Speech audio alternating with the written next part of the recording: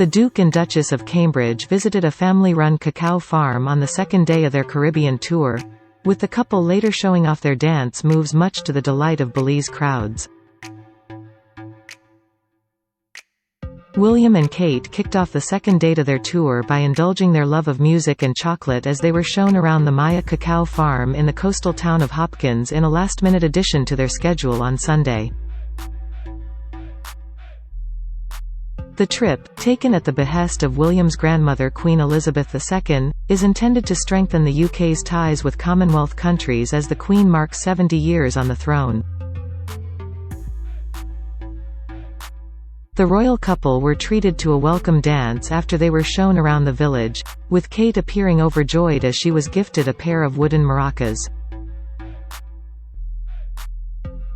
Local organizer Laura Cacho, 57, who danced with the future king, said about the couple, "They were shaking their waists like nobody's business." Kate was the first on the makeshift dance floor, joining 9 local schoolchildren at the Garifuna Cultural Centre in the picturesque beachfront village of Hopkins. Her husband watched as she stole the show before he was tempted to join the performance dancing with Ms. Cacho. She said afterwards, "He shook his waist to the music. He had beautiful rhythm. It was a pleasure for me." Kate was excellent as well and definitely has Garifuna culture in her.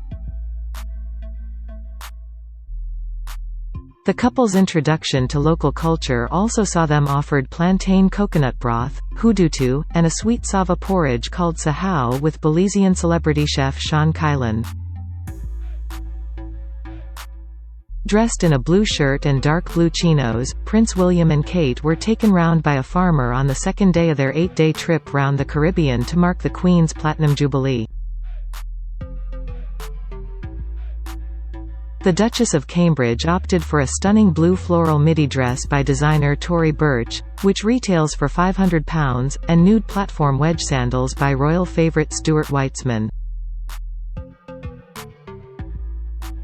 She finished off her look with a fan-shaped clutch bag by British designer Anya Hindmarch, which she had recycled from a look during her tour of Canada with William back in 2011. During their trip, the Duke and Duchess were told about how the Mayans cultivate cacao trees, process cacao beans and make the chocolate. The guide at the cacao farm offered a detailed explanation and the process of how cacao beans are extracted from the pods and then fermented and finally dried before they are ready to be made into chocolate. Using a large stick, the guide showed them how to successfully crack the pod in half and said, "This is how it's done."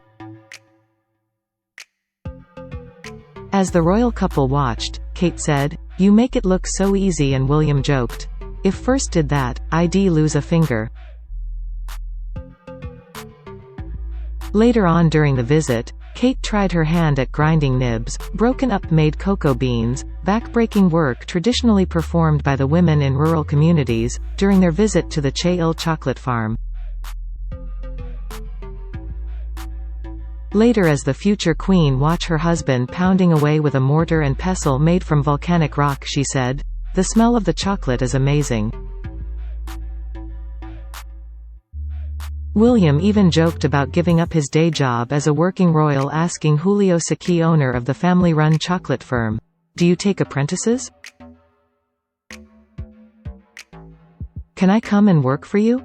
It's my kind of thing."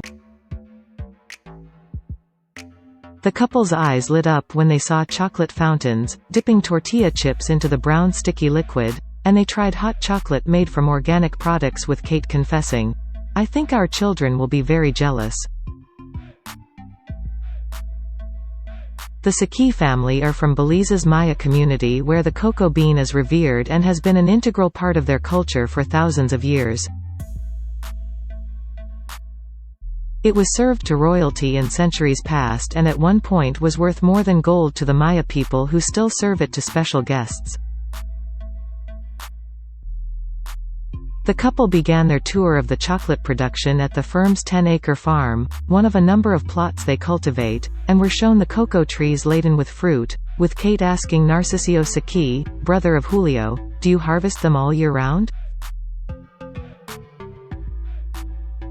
Narcisio took the couple out of the blistering sun and sat them down under a marquee and told them about the antioxidants and other important properties of cocoa, and the Duke exclaimed, "Are you saying chocolate is good for us?"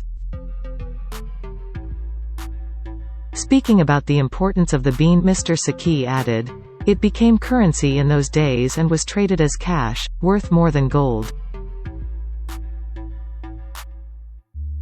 When he took a club and broke open a cocoa pod, filled with white gooey seeds which need to be fermented, dried, roasted and ground to make chocolate, William looked surprised and said, "That's not what I expected at all."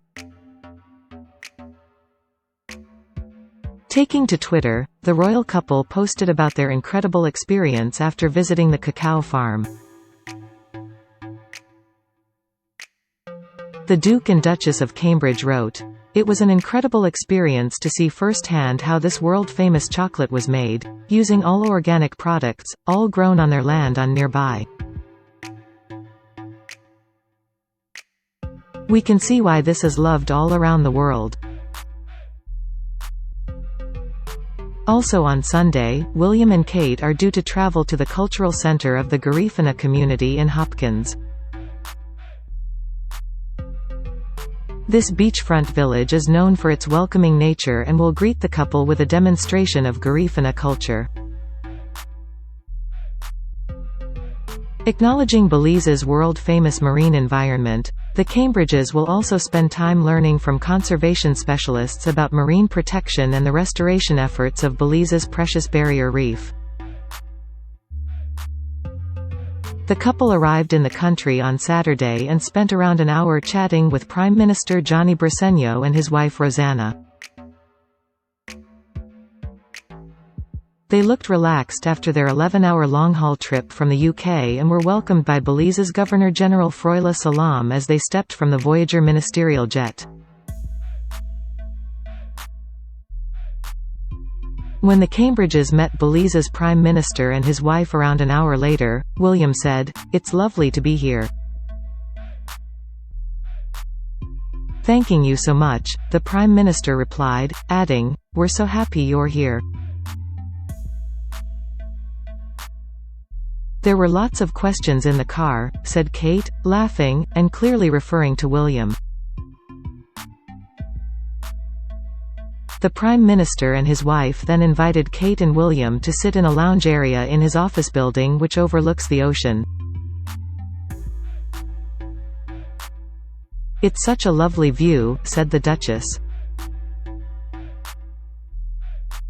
The start of the tour began in controversial circumstances after opposition from villagers, who cited a range of issues including objections to the Cambridge's helicopter landing site, forced a royal trip to a farm on Sunday to be scrapped.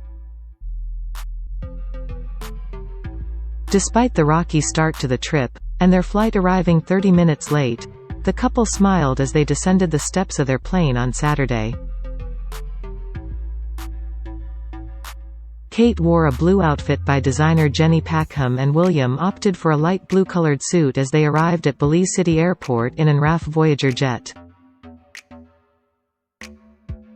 They received a 21-gun salute quite unlike what they are used to, with 3 miniature cannons on small, white tables fired by uniformed men pulling on strings. The Duke then inspected a guard of honor. During the 8-day tour, their first foreign trip together since the start of the pandemic, the couple will also visit Jamaica and the Bahamas. They are traveling with an entourage of 15, including a hairdresser, private secretaries and press team.